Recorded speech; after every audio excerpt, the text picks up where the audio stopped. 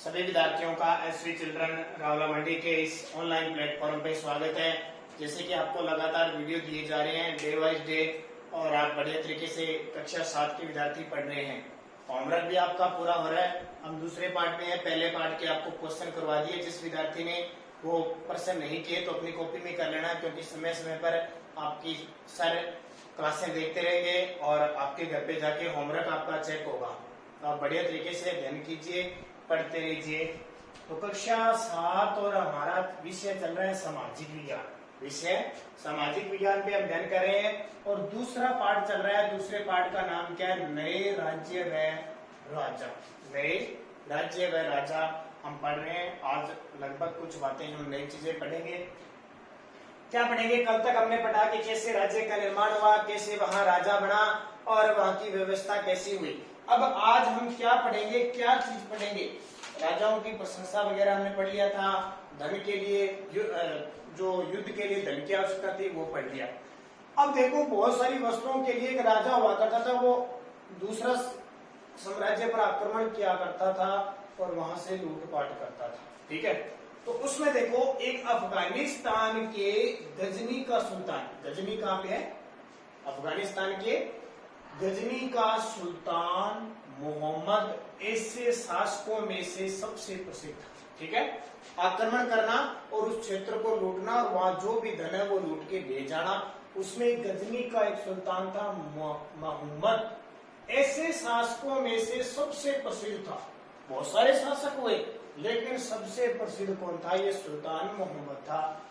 उसने 997 से लेकर 1030 तक शासन किया था। कब से कब तक? उसने 997 से लेकर 1030 तक शासन किया और अपना विस्तार मध्य एशिया के भागों, काफी मध्य एशिया के भागों, ईरान और उपमहाद्वीप के उत्तर पश्चिमी हिस्से तक किया। इस गजनी के सुल्तान ने 997 से 1030 तक क्या किया? शासन किया। और इस शासन में उसने क्या किया? मध्य एशिया के जो भाग थे, ईरान और उपमहाद्वीप के उत्तर पश्चिमी हिस्से तक कर लिया। यहाँ के क्षेत्र इसने जीत लिए। उसका प्रमुख निशाना गुजरात का। अब देखो, इस क्षेत्र में जीतने के बाद उस समय हमारे गुजरात में एक मंदिर था, सोमनाथ, भगवान शिव का मंदिर है सोमनाथ मंदिर, आज भी है, ध्यान रखना। तो उसका प्रमुख निशाना गुजरात के सोमनाथ मंदिर था। ठीक है, क्योंकि इसमें लोग इतना पैसा चढ़ाते थे, इतना सोना चांदी चढ़ाते थे, खूब सारा भरा हुआ था। और इस मंदिर की खासियत है कि कितना ही पैसा वहां से लूट लो वापस भर जाता था, क्योंकि श्रद्धालु इतने थे कि लोग खूब सारे पैसे देते। तो इस सुल्तान ने सोचा कि इस मंदिर पर आक्रमण करें और इस मंदिर को लूट लें ताकि खूब सारा पैसा मिलेगा। यहाँ से धन लूट कर, ध्यान रखना, देखो 997 से 1030 तक राज किया। इसने इस सोमनाथ मंदिर को 1025 ईस्वी में लूटा था। कब? 1025 ईस्वी में। तो यहाँ से धन लूटकर गजनी में, ये कहाँ रहता था? कहाँ का शासक था? गजनी का था। तो गजनी में वैभवशाली राजधानी के निर्माण में खर्च कर दिया। अब खूब सारा ले गया। अब पहले ले जाते किस पे थे? घोड़ों पे, ऊंटों पे, इतना धन लेके जाते थे, इतना सोना चांदी ले गया। वहां जाके इसकी जो राजधानी थी वहां पर इसने खूब सारे महल बनवाए, मस्जिद बनवाए, बड़े बड़े ऐसे काम के, क्योंकि खूब सारा इसके पास क्या था? पैसा था।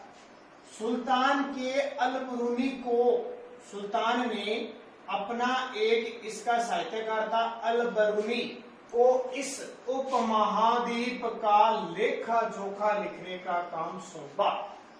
सुल्तान ने, इसका एक कवि था अलबरूनी, उसको कहा कि इस उपमहाद्वीप का लेखा जोखा लिख, क्या है, क्या क्या चीजें हैं, कौन राजा है, कितना धन पड़ा है, कौन कौन से महल है, कौन कौन से मंदिर।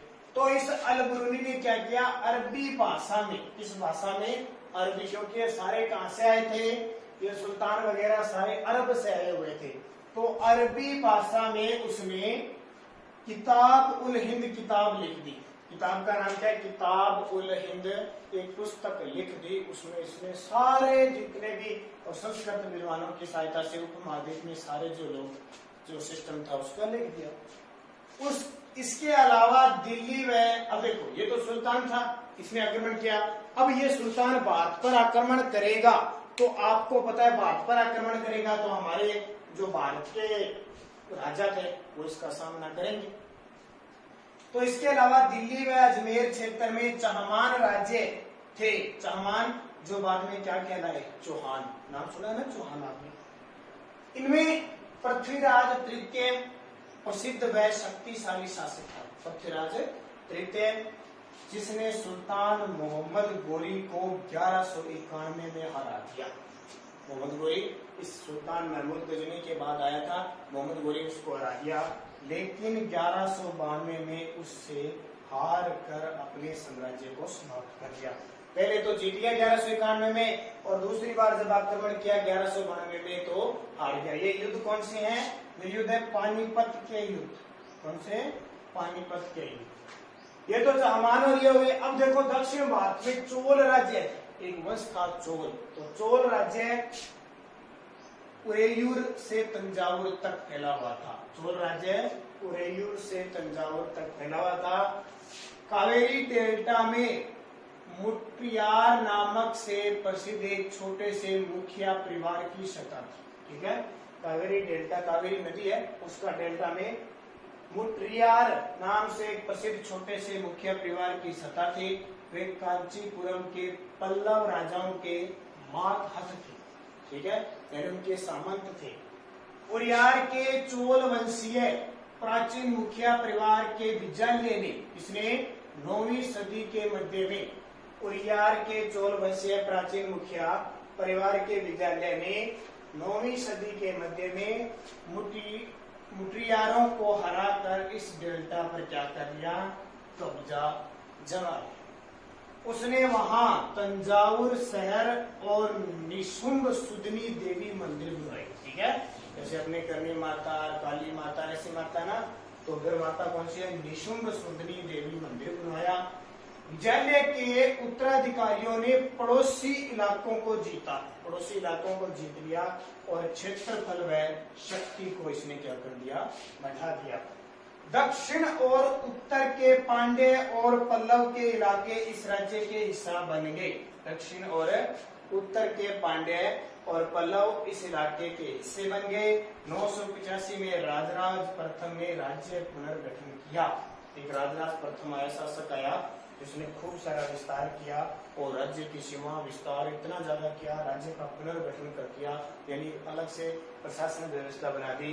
इसके पुत्र राजेंद्र प्रथम ने गंगा घाटी, श्रीलंका व दक्षिणी पूर्वी एशिया के देशों पर हमला किया था। गंगा की घाटी है, श्रीलंका है, दक्षिणी पूर्वी एशिया के देशों पर हमला किया। इसके लिए उसने क्या की थी? जल सेना तैयार की थी, क्योंकि श्रीलंका और दक्षिण पूर्वी एशिया में पानी के अंदर जाना पड़ता था, तो जल सेना इसने तैयार कर दी। ठीक है, ये चोल साम्राज्य। इसके बाद में देखो चोल साम्राज्य की मंदिर स्थापत्य कला कैसी थी? मंदिर स्थापत्य क्षेत्र।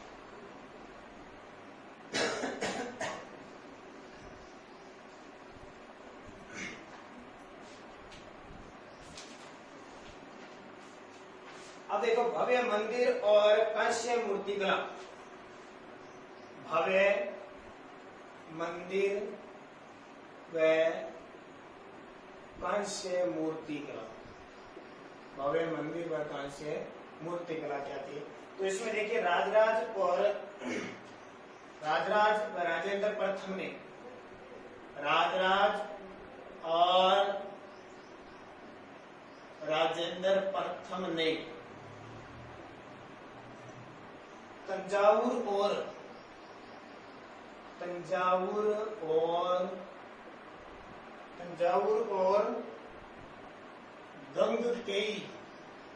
गंगई और चोलपुरम गंगई कोड चोलपुरम के बड़े मंदिर स्थापित है, के बड़े मंदिर स्थापत्य और मूर्तिकला की दृष्टि से, मूर्तिकला की दृष्टि से एक चमत्कार है। देखा, बहुत बड़े बड़े मंदिर है राजेंद्र प्रथम में, तंजावुर और गंगेकोट चोल के बड़े मंदिर था। चोल मंदिर अक्सर आसपास में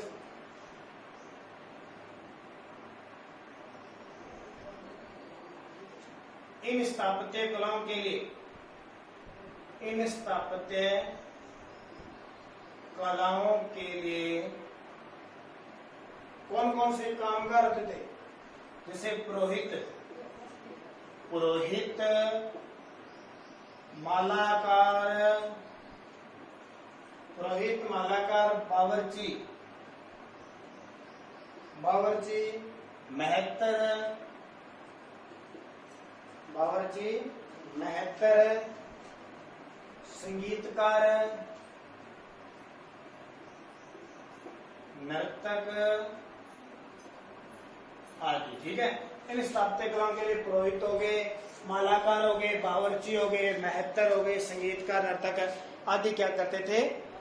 काम करते थे। ठीक है, इसके अलावा इनका जीवन सामाजिक क्षेत्र से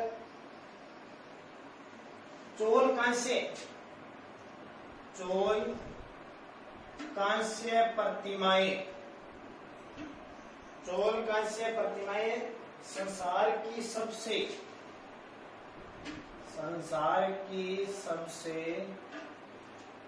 उत्कृष्ट प्रतिमाएं मानी जाती है, प्रतिमाएं मानी जाती है, ज्यादातर प्रतिमाएं। लेकिन कुछ और इनकी प्रतिमाएं देवी देवताओं की बनी होती थी। इसके अलावा अन्य प्रतिमाएं भी बनाई जाती थी। ठीक है, चोल कांस्य जिनकी प्रतिमाएं थी संसार की सबसे उत्कृष्ट प्रतिमाएं मानी जाती थी। इनकी प्रतिमाएं देवी देवताओं की बनी होती थी और इसके अलावा अन्य भी होती थी। अब ये साम्राज्य में कृषि और सिंचाई कैसे विकसित हुई, इनके बारे में अगला जो वीडियो बनेगा उसमें हम चर्चा करेंगे। तब तक आप इसको पढ़ना है।